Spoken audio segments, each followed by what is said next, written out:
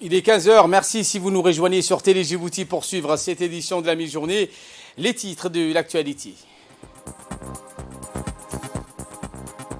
Formation sur la surveillance des maladies évitables. C'était lors d'un séminaire dirigé par le secrétaire général du ministère de la Santé, M. Banoïta Tourab. Et dans l'actualité internationale, Washington annonce une nouvelle aide militaire en ce qui concerne la guerre en Ukraine. C'était les titres. Merci si vous nous rejoignez sur Télé Djibouti. Le secrétaire général du ministère de la Santé, Dr Salah Banoïta Tourab, a présidé un atelier de formation sur la surveillance épidémiologique, en particulier pour les maladies évitables par la vaccination pour les enfants de moins de 5 ans.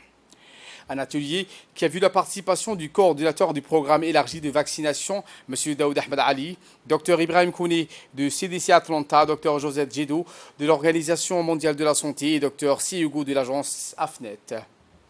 Les personnels du ministère de la Santé ciblés par cette formation sont les points focaux de Djibouti-Ville et des 5 régions, les agents du programme de vaccination ainsi que les agents de l'INSPD.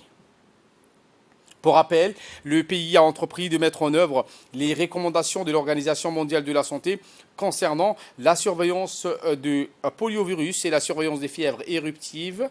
Ainsi, en 2021, le pays a initié la surveillance environnementale du poliovirus et repris en mars 2022 la surveillance au cas par cas des paralysies, des flaques aiguës et la rougeole avec l'appui des partenaires dans l'AFNET. Écoutons pour plus de précision le coordinateur du programme élargi de la vaccination. Les surveillants qui vont aller sur le terrain pour collecter les données, faire la surveillance active. Et cette équipe, ces équipes seront accompagnées par leurs mentors qui vont le superviser pour les appuyer dans la mise en œuvre de cette surveillance. Le deuxième et troisième jour, nous allons coupler avec la matinée les activités des terrains pour pouvoir leur montrer comment ils vont procéder lorsqu'ils vont aller sur le terrain. Les après-midi, nous allons faire la restitution. Dans son intervention, le secrétaire général du ministère de la Santé a remercié l'OMS pour le financement et l'expertise de cette formation qui bénéficiera sans nul doute aux différentes structures du pays ainsi que la population. Voici ses propos. Notre formation aujourd'hui, c'est le renforcement surtout de surveillance au niveau des structures sanitaires et dans les régions sanitaires périphériques. C'est un travail que vous allez faire au cours de ces 3 jours en suivant cet atelier. Je pense que vous avez tous des notions de surveillance, mais c'est une façon aussi de discuter comment améliorer ce qui existe actuellement au niveau de terrain. Au niveau du programme élargi de vaccination, qui est responsable de cette formation avec le partenaire, il s'agit d'accélérer le travail que vous faites toujours sur le terrain pour qu'on puisse réduire vraiment les maladies évitables par la vaccination et détecter le plus tôt possible s'il y a des cas d'apparition. Nous avons donc le programme de vaccination dans notre pays qui travaille sur un certain nombre d'antigènes et pour éviter les maladies chez les enfants, mais également chez les mères. Je voudrais donc vous encourager à participer activement aux activités de cet atelier et j'encourage tous les participants. La santé est unique et nous comptons beaucoup sur l'unicité de systèmes de santé pour qu'on ait les mêmes repères, les mêmes types de surveillance, les mêmes indicateurs et également pour vous associer tous à réagir en cas d'apparition des cas de maladies évitables par la vaccination. Et notre magazine de ce 15 heures porte sur l'urbanisation rapide, notamment des cités qui poussent comme des champignons à Djibouti-Ville. Explication dans ce reportage. La République de Djibouti change de visage et prendre les allures d'une grande métropole en devenir. Cela se caractérise par une urbanisation rapide, notamment des cités qui poussent comme des champignons. L'apparition des grands bâtiments propice au développement des affaires, de grands centres commerciaux, mais aussi une multiplication effrénée d'hôtels pour accueillir une clientèle de plus en plus intéressée par Djibouti. Parallèlement à ce développement, s'accompagne une politique urbaine qui inclut le bien-être de ses habitants. En effet, on voit que Djibouti se dote d'infrastructures et d'espaces conçus pour la détente et le temps libre. Parmi ces espaces, on peut citer la rénovation et l'aménagement du jardin public, connu de tous, qui se trouve au cœur de l'ancien quartier commercial. Il est à l'intersection du pôle commercial et du pôle de l'administration de la ville de Djibouti.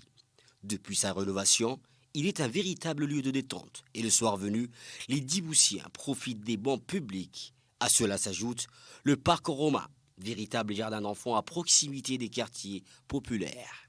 Et non des moindres, le grand parc de Djibouti situé à l'entrée du pont d'Ambouli, un grand espace aménagé pour la détente, le sport, avec des aires de jeu d'enfants. Mais une question se pose. Ces infrastructures, une fois réalisées, nécessitent un entretien, mais aussi un soin de la part des usagers qui ne sont autres que les habitants de la ville de Djibouti. Reste à savoir si les Djiboutiens se montreront dignes de ces équipements destinés aux loisirs, vu la destruction et la détérioration des points de poubelle un peu partout à travers la ville de Djibouti. Et ceci n'est qu'un exemple parmi tant d'autres. À ce chapitre, on peut citer l'espace aménagé destiné aux enfants devant l'école de la ZPS qui a été littéralement désossée. La route Burhanbe, dotée également d'espaces de détente, ont été démontés. La mairie de Djibouti lance un appel au civisme de la population pour la préservation de ses biens publics au bien-être des Djiboutiens. Doucement mais sûrement, Salam African Bank continue sa politique d'expansion après son implantation en Éthiopie et le Kenya. Cette fois-ci, c'est en Ouganda que la banque a obtenu une licence et va ouvrir une succursale. Cette succursale aura pour mission de présenter des produits financiers 100% islamiques pour le marché ougandais. En effet, la Salam African Bank a réussi le succès remarquable de l'exportation et de la consolidation du savoir-faire national. La banque va innover en introduisant la commercialisation des produits et services de qualité sur le marché bancaire ougandais. Une expansion qui s'inscrit dans une vision qui illustre sa régionalisation dans les pays de la Corne de l'Afrique. Et c'est incendie qui a eu lieu aux alentours de 7 heures du matin, un virulent incendie qui s'est déclaré au quartier 4. Précisément, il s'agit du secteur entre les avenues 10 et 11. C'était la soirée, donc pourtant non loin du QG de la protection civile. Aucune des 6 maisons qui composent le secteur n'a pu être épargnée. En effet, le feu attisé par le vent de Khamsin a tout détruit sur son passage. Aussitôt alerté à travers les 18 casernes de Farhad et caserne centrale de la protection civile, ils ont été dépêchés sur place après avoir lutté pendant presque 2 heures contre le feu. Les sapeurs-pompiers arrivent tant bien que mal à fixer et maîtriser le sinistre vers 9 heures. Les habitants de ce vieux quartier restent sous le choc. C'est le cas de M. Mahmoud Hussein Obsiye, dit Koursillo, et issu d'une des familles indigènes ou souches de ce vétuste quartier. Mahmoud a presque tout perdu. Meubles et maisons, immobilier, tout est parti en fumée. Réveillé par les cris des voisins, tout ce que j'ai pu faire, a-t-il dit, est de sauver ma mère malade et alitée. Depuis des années, alhamdoulilah, je suis arrivé. Maintenant, je suis là pour sauver ceux qui peuvent encore l'être. Je parle des papiers et d'identité et autres biens, a-t-il souligné. De son côté, le sous-préfet du 1er arrondissement de la capitale, venu soutenir ses compatriotes en ces moments fort difficiles, a indiqué que l'administration centrale ne ménagera aucun effort pour venir en aide aux sinistrés. Je vous emmène à Ali Sabieh où le conseil régional de la ville de Aska a abrité ce lundi un atelier de présentation des résultats de concrétisation, le plan d'implémentation du projet et l'appel à la manifestation d'intérêt pour la formation du cluster, un projet financé par l'USAID et mis en œuvre par l'agence de Case & Company. On prépare à cet atelier le préfet adjoint de la région d'Ali Sabieh, Mohamed Ahmed Abbas, le président du conseil régional, Sharmark Hassan Al-Ali. Dans la vision 2035, la participation citoyenne reste un élément essentiel dans les perspectives du renforcement de l'offre et des services au profit de la population.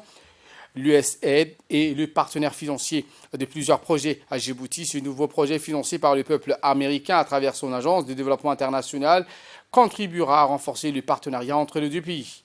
Le projet d'appui à l'engagement de la société civile dans le processus de développement local est exécuté par The Case & Company, agence mise en œuvre sous l'ancrage institutionnel du ministère de l'Intérieur.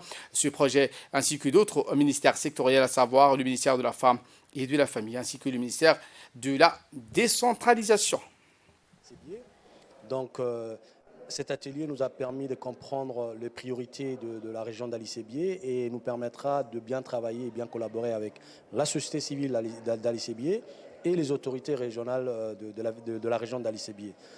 Je tiens à remercier les autorités et je tiens à remercier aussi le ministère de l'Intérieur qui est notre ministère d'ancrage de ces projets. Donc, ces projets, il y a aussi le ministère de la Femme et Famille qui est partenaire sectoriel et le ministère de la Décentralisation.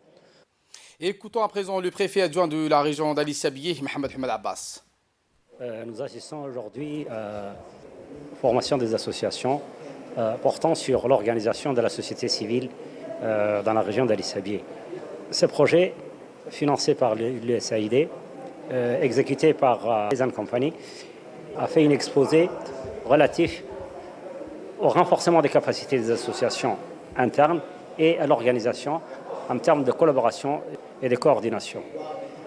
D'où, aujourd'hui, les associations, on peut en profiter de cette information pour que, par la suite, ils prennent acte pour pouvoir postuler, pour pouvoir participer aux manifestations d'intérêt. Et nous en remercions Case & Company qui ont su mener à bien leur activité. Et je vous en remercie.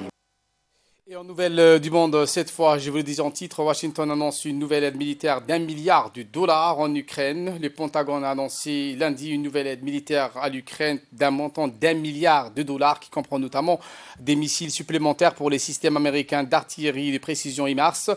Cette nouvelle tranche d'aide prévoit aussi l'envoi des missiles supplémentaires de courte et moyenne portée pour les systèmes de défense anti-aérienne NASAM, ainsi que des missiles anti-char Javelin. C'est ce qu'a précisé le ministère américain de la Défense dans un communiqué. La Russie a envahi l'Ukraine, je vous le rappelle, le 24 février, plongeant le pays dans un conflit sans précédent et provoquant le déplacement de milliers d'Ukrainiens et des destructions massives d'infrastructures. Voilà pour l'essentiel de ce 15h. Merci à vous de nous avoir suivis et très bon suivi des programmes sur Télé Djibouti.